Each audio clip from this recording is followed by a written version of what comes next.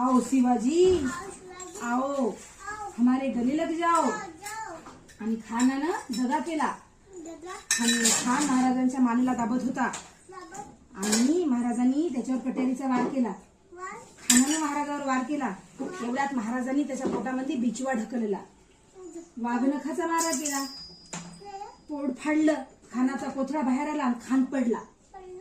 खान साईडला पडला की सय्यद बंडानी महाराजावर वार केला.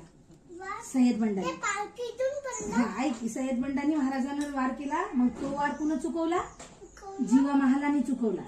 सय्यद बंडाचा हात कापला जीवा महालाने. एवढ्या धामधुमीमध्ये खान पळाला. खान पालखीत बसला. खानाची भोई पालखी घेऊन पळाले.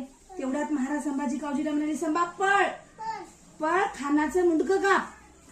मग संभाजी कावजीनं हजरजबाबीपणा दाखवला आणि पटकन त्या भोई जे होती ना, त्याची पालखी घेऊन पळत होते, त्याच्या पायाच्या धोंडशिरा कापल्या. मग भोई जमिनीवर पडले. पालखी पडली. पालखीतून खान बाहेर पडला. खान पळण्याच्या नादात होता. तेवढ्यात संभाजी कावजी खानाच्या उरावर बसले आणि खानाचं मुंडकं छाटलं. आणि कुठं नेलं त्याचं मुंडकं? हा, कुणाला दाखवायला नेलं? हा, आऊसाहेबांना दाखवायला.